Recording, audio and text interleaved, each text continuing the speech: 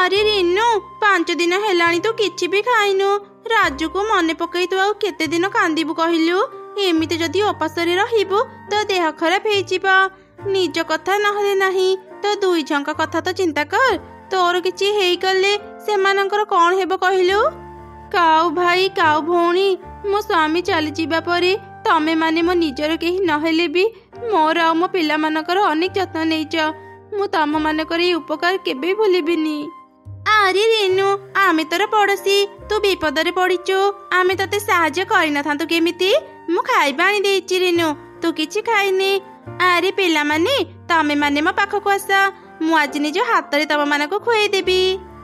ଏମିତି କାଉ ମାନେ ଚଢ଼େଇକୁ ଅନେକ ସାହାଯ୍ୟ କରୁଥିଲେ। କିଛି ଦିନ ପରେ, ଆରେ ଚଢ଼େଇ, ଏ କାଗଜ ନେ, ଏଥିରେ ଦସ୍ତଖତ କରିଦେ। ଏସବୁ କାଗଜ କ'ଣ କାଉ ଭାଇ? ମୁଁ ତ ପାଠ ପଢ଼ିନି, ତୁମେ ହିଁ ମତେ କହିଦିଅ। ଏ ସବୁ କାଗଜ ବ୍ୟାଙ୍କରୁ ଆସିଛି। ରାଜୁ ବ୍ୟାଙ୍କରେ କିଛି ଟଙ୍କା ରଖିଥିଲା, ତୁ ଏ କାଗଜରେ ଦସ୍ତଖତ କଲେ ସେ ଟଙ୍କା ପାଇବୁ। ଆଚ୍ଛା, ଏମିତି କଥା। ହଉ, ମତେ ସେ କାଗଜ ଦିଅ, ମୁଁ ଦସ୍ତଖତ କରିଦେବି। ଯେମିତି ଚଢ଼େଇ କାଗଜରେ ଦସ୍ତଖତ କଲା, 2 କାଉ ହସିବାକୁ ଲାଗିଲେ। କ'ଣ ହେଲା କାଉ ଭାଇ, କାଉ ଭଉଣୀ, ତମେ ମାନେ ଏମିତି ହସୁଛ କାହିଁକି? ମୁଁ ନ ହସି ଆଉ ରହିପାରୁନି। ବୋକା ଚଢ଼େଇ, ଆଜିଠୁ ତୋର ସବୁ ସମ୍ପତ୍ତି ଆମର ହେଇଗଲା। ଏଇ କାଗଜ ହେଉଛି ତ ଘରର, ଆଜିଠୁ ତ ଘର ଆମର ହେଇଗଲା। ତମେ ମାନେ କ'ଣ କହୁଛ? ମୋ ସରଳତାର ସୁଯୋଗ ନେଇ ମୋର ଏତେ ବଡ଼ କ୍ଷତି କଲ।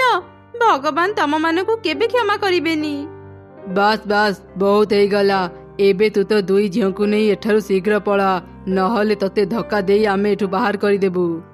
ନା, ଏମିତି କରନି, ମୁଁ ମୋ 2 ଛୁଆଙ୍କୁ ନେଇ ଏବେ କୋଉଠିକି ଯିବି? ଚଢ଼େଇ ଯେତେ କାନ୍ଦିଲେ ବି କାଉ ମାନେ ତାର କିଛି କଥା ଶୁଣିଲେନି, ଆଉ ତାକୁ ଘରୁ ବାହାର କରିଦେଲେ। ମା, ଏବେ ଆମେ କୋଉଠିକି ଯିବା? ଆକାଶ କେତେ ଅନ୍ଧାର କରିଛି, ଭାରି ଡର ଲାଗୁଛି ମା।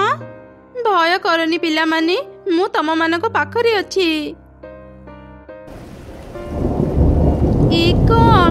ବର୍ଷା ତ ଆରମ୍ଭ ହେଇଗଲା। ମୁଁ ଶୀଘ୍ର କିଛି କରେ, ନହେଲେ ବର୍ଷାରେ ଭିଜିଲେ ମୋ ପିଲାମାନଙ୍କର ଦେହ ଖରାପ ହେଇଯିବ। ଆରେ ପିଲାମାନେ, ତମେ ମାନେ କିଛି ସମୟ ଏଠି ଅପେକ୍ଷା କର, ମୁଁ ଆମ ରହିବାର ବ୍ୟବସ୍ଥା କରୁଛି।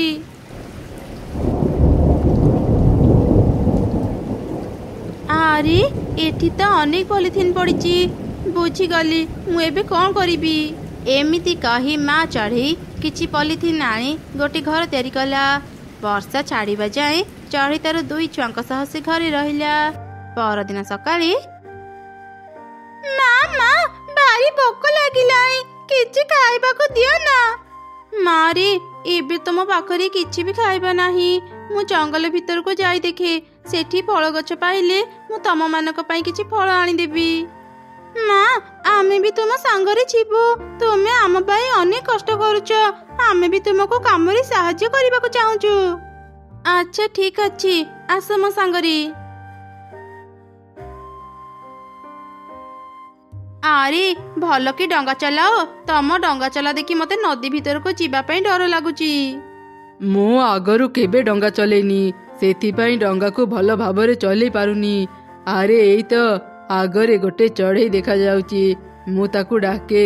ସେ ଯଦି ଡଙ୍ଗା ଚଲେଇ ଜାଣିଥିବ, ଆମେ ତାକୁ ଆମ ଡଙ୍ଗା ଚଲେଇବା ପାଇଁ କହିବା। ଆରେ ଚଢ଼େଇ, ଟିକେ ଶୁଣିଲୁ? ହଁ ଚିଲା ଆଜ୍ଞା, ଆପଣ ମତେ ଡାକିଲେ? ହଁ, ତୁ ଡଙ୍ଗା ଚଲେଇ ଜାଣିଛୁ ଚଢ଼େଇ? ତୁ ଯଦି ଡଙ୍ଗା ଚଲେଇ ଆମକୁ ନଦୀ ଭିତରୁ ବୁଲେଇ ଆଣିବୁ, ଆମେ ତତେ 200 ଟଙ୍କା ଦେବୁ। ଆଚ୍ଛା ଠିକ ଅଛି ଚିଲା ଆଜ୍ଞା, ମୁଁ ଡଙ୍ଗା ଚଲେଇ ଜାଣିଛି। ମୁଁ ଏବେ ଆପଣଙ୍କୁ ନଦୀ ଭିତରୁ ବୁଲେଇ ଆଣୁଛି। ମା, କୁନି ମୁନି, ତମେ ମାନେ ଏଇ ନଦୀ କୂଳରେ ଖେଳୁଥାଅ, ମୁଁ ଡଙ୍ଗା ଚଲେଇ ଆସେ, ତାପରେ ଆମେ ଖାଇବା ଆଣିବାକୁ ଯିବା। ତାପରେ ମା ଚଢ଼େଇ ଚିଲ ମାନଙ୍କୁ ଡଙ୍ଗାରେ ବସେଇ ନଦୀ ଭିତରୁ ବୁଲେଇ ଆଣିଲା। ଏ ସବୁ ଦେଖି 2 ଚିଲ ଖୁବ ଖୁସି ହେଇଗଲେ। ବାଃ ଚଢ଼େଇ, ତୁ ଖୁବ ଭଲ ଡଙ୍ଗା ଚଲେଇ ଜାଣିଛୁ। ଆମେ ତ ଡଙ୍ଗା ଚଲା ଦେଖି ଖୁବ ଖୁସି ହେଲୁ। ଏଇ ନେ ତ 200 ଟଙ୍କା। ଆଉ ଯଦି କେବେ ଆମେ ନଦୀ ଦେଖିବାକୁ ଆସିବୁ, ତୁ ଆମକୁ ଡଙ୍ଗାରେ ବସେଇ ନଦୀ ଭିତରୁ ବୁଲେଇ ଆଣିବୁ। ଠିକ ଅଛି ଚିଲ ଆଜ୍ଞା। ତାପରେ 2 ଚିଲ ସେଠାରୁ ଚାଲିଗଲେ। ଯିବା ସମୟରେ ଚିଲ ସ୍ତ୍ରୀ ପିନ୍ଧିଥିବା ହାର ଖସି ମାଟିରେ ପଡ଼ିଗଲା। ଆରେ ପିଲାମାନେ, ତମ ମାନଙ୍କୁ ଭୋକ ଲାଗିଥିବଣି, ଚାଲ ଏ ଟଙ୍କାରେ ଆମେ କିଛି ଖାଇବା କିଣି ଖାଇବା।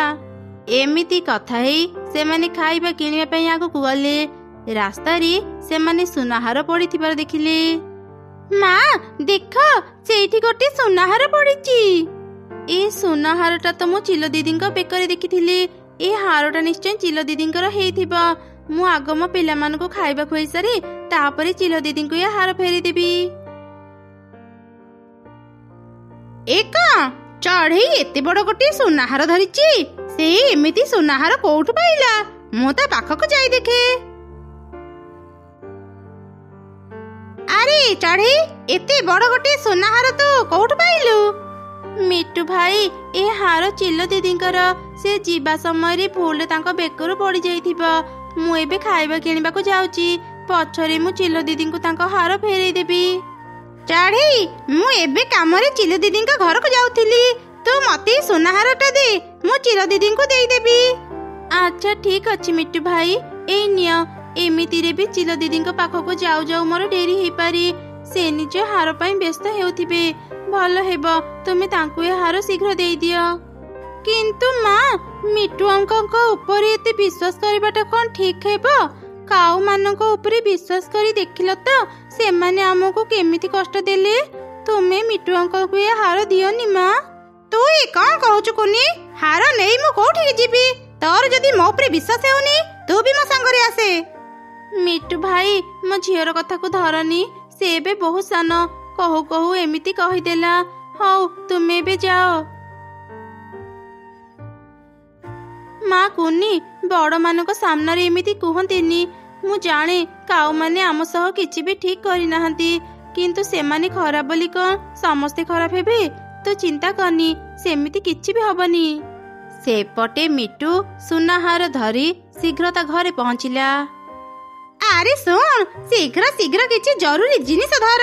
ଆମେ ଆଜି ହିଁ ଜଙ୍ଗଲ ଛାଡି ପାଖ ଜଙ୍ଗଲକୁ ଚାଲିଯିବା। ଆରେ କ'ଣ ହେଲା? ତୁମେ ଏମିତି କାହିଁକି କହୁଛ? ମିଟୁ ତାର ସ୍ତ୍ରୀକୁ ସବୁ ଘଟଣା କହିଲା। ଓ ଏମିତି କଥା। ହଉ, ମୁଁ ଶୀଘ୍ର ଶୀଘ୍ର କିଛି ଜରୁରୀ ଜିନିଷ ଧରୁଛି। ଶୁଣ, ଆମେ ଏଇ ଜଙ୍ଗଲ ଛାଡି ଯିବା ପୂର୍ବରୁ ଚଢ଼େଇକୁ ଫସେଇକି ଯିବା, ନହେଲେ ସେ ଚିଲମାନଙ୍କୁ ଆମ କଥା କହିଦେବ। ସେମିତି ହେଲେ ତ ଚିଲମାନେ ଆମକୁ ଖୋଜି ଖୋଜି ପାଖ ଜଙ୍ଗଲରେ ବି ପହଞ୍ଚି ଯିବେ। ଆରେ ଶୁଣୁଛ, ମୁଁ ମୋ ସୁନାହାର କୋଉଠି ବି ପାଉନି। ଘର ସାରା ଖୋଜି ସାରିଲିଣି, ହେଲେ କୋଉଠି ବି ନାହିଁ। ତୋ ସୁନାହାର ନିଶ୍ଚୟ କୋଉଠି ପଡି ଯାଇଥିବ। ତୁ ଚିନ୍ତା କରନି, ମୁଁ ଏବେ ଜଣକୁ ପଠେଇ ରାସ୍ତା ସାରା ଖୋଜା କରୁଛି। ଚିଲ ଆଜ୍ଞା, ଆପଣ ଘରେ ଅଛନ୍ତି? ଶୀଘ୍ର ବାହାରକୁ ଆସନ୍ତୁ, ମୁଁ ଏକ ଜରୁରୀ କଥା ନେଇ ଆସିଛି। କ'ଣ ଜରୁରୀ କଥା କହିବୁ କହ? ଚିଲ ଦିଦି, ଆପଣ ନିଶ୍ଚୟ ନିଜ ସୁନାହାର ଖୋଜୁଛନ୍ତି? ହଁ ହଁ, ମୁଁ ମୋ ସୁନାହାର ଖୋଜୁଛି। ତୁ କ'ଣ ମୋ ସୁନାହାର ଦେଖିଛୁ? ହଁ ଚିଲ ଦିଦି, ତୁମ ସୁନାହାର ଚଢ଼େଇ ପାଖରେ ଅଛି। ସେ ତୁମ ହାର ପାଇଥିଲେ ବି ତୁମକୁ ନ ଫେରି ସୁନା ଦୋକାନକୁ ଯାଉଥିଲେ ବିକ୍ରି କରିବା ପାଇଁ। ମୁଁ ଆଉ ମୋ ସ୍ୱାମୀ ପାଖ ଜଙ୍ଗଲକୁ ଯାଉଛୁ ଗୋଟେ କାମରେ, ସେଥିପାଇଁ ତାକୁ ଧରି ପାରିଲୁନି। ଆପଣ ଶୀଘ୍ର ଚଢ଼େଇକୁ ଧରି ତା ପାଖରୁ ସୁନାହାର ଆଣନ୍ତୁ। କ'ଣ ହେଲା? ସେ ଚଢ଼େଇର ଏତେ ସାହସ? ସେ ମୋ ସ୍ତ୍ରୀର ସୁନାହାର ପାଇକି ବି ଫେରେଇବାକୁ ଚାହୁଁନି। ଆମେ ଏବେ ସେ ଚଢ଼େଇ ଘରକୁ ଯିବୁ, ଆଉ ତାକୁ ଉଚିତ ଶିକ୍ଷା ଦେବୁ।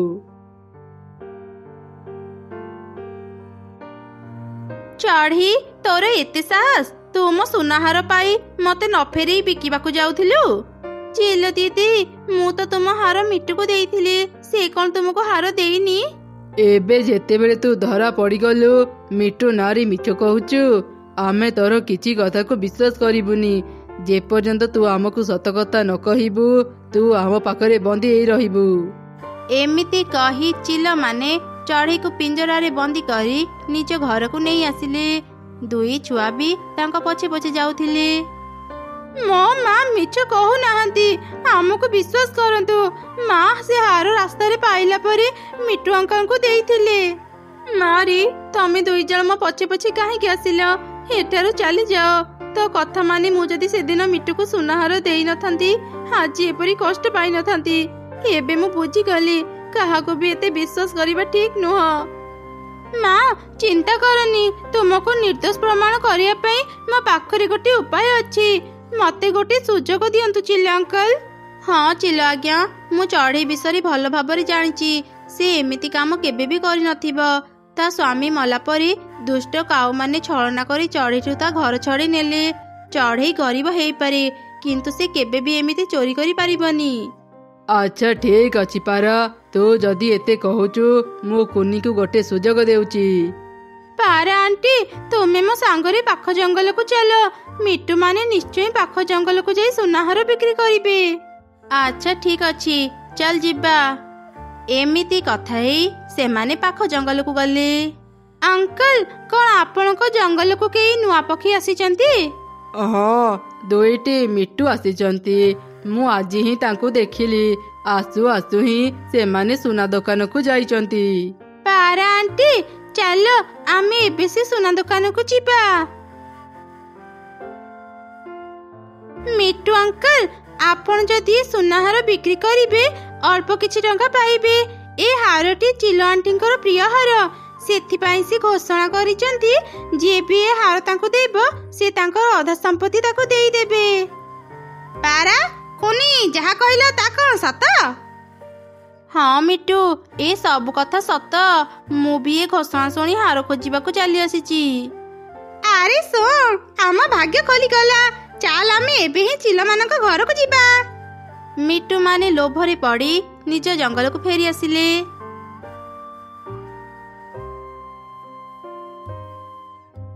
ଚିଲ ଆଣ୍ଟି, ଏଇ ଦେଖନ୍ତୁ, ମିଟୁ ମାନେ ଆପଣଙ୍କ ସୁନାହାର ନେଇ ଏଠାରୁ ଚାଲି ଯାଇଥିଲେ। ଆରେ ସତ କଥା ତ, ତମେ ମାନେ ମୋ ହାର ନେଇ ଚଢ଼େଇ ନାଁରେ ମିଛ କହି ଏଠାରୁ ପଳେଇ ଯାଇଥିଲ। ଏବେ ତମ ମାନଙ୍କୁ ଉଚିତ ଶିକ୍ଷା ମିଳିବ। କୁନି, ତୁ ଆମକୁ ମିଛ କହି ଏଠାକୁ ଡାକି ଆଣିଲୁ। ଆମକୁ କ୍ଷମା କରିଦିଅନ୍ତୁ ଚିଲ ଆଜ୍ଞା, ଆମେ ଏଭଳି ଭୁଲ ଆଉ କେବେ କରିବୁନି। ନା ଚିଲ ଦିଦି, ଏମାନଙ୍କୁ କ୍ଷମା କରନ୍ତୁନି, ଏମାନଙ୍କୁ ଉଚିତ ଶାସ୍ତି ଦିଅନ୍ତୁ। ତମେ ଦୁଇ ମିଟୁ ବହୁତ ଖରାପ। ତମ ମାନଙ୍କ ପାଇଁ ମୁଁ ଆଉ ଦିନେ ବି କାହା ଉପରେ ବିଶ୍ୱାସ କରିପାରିବିନି। ହଁ ଠିକ କଥା, ତମ ମାନଙ୍କର କ୍ଷମା ନାହିଁ। ତମ ମାନଙ୍କ ପାଇଁ ଆମେ ନିର୍ଦ୍ଦୋଷ ଚଢ଼େଇକୁ ଅନେକ କଷ୍ଟ ଦେଇଛୁ। ଏମିତି କହି ଚିଲମାନେ ଚଢ଼େଇକୁ ପିଞ୍ଜରାରୁ ବାହାର କରି ମିଟୁ ମାନଙ୍କୁ ସେ ପିଞ୍ଜରାରେ ବନ୍ଦୀ କରି ରଖିଲେ। ଚଢ଼େଇ, ତୁ ଆମକୁ କ୍ଷମା କରିଦେ। ତତେ ଭୁଲ ବୁଝି ଆମେ ତତେ ଅନେକ କଷ୍ଟ ଦେଇଛୁ। ଆମେ ତତେ କ୍ଷତିପୂରଣ ଦେବୁ। ସେ ଦୁଷ୍ଟ କାଉ ମାନଙ୍କୁ ଶାସ୍ତି ଦେଇ ତତେ ତ ଘର ଫେରେଇ ଦେବୁ। ମା ଚଢ଼େଇ ଦୁଇ ଚିଲଙ୍କୁ କ୍ଷମା କରିଦେଲା। ଚିଲମାନେ ଦୁଷ୍ଟ କାଉ ମାନଙ୍କୁ ଜଙ୍ଗଲରୁ ବାହାର କରିଦେଲେ। ଚଢ଼େଇ ତା ଘର ଫେରି ପାଇଲା। ଏମିତି ସେ ତା ଦୁଇ ଝିଅଙ୍କୁ ନେଇ ଖୁସିରେ ରହିଲା।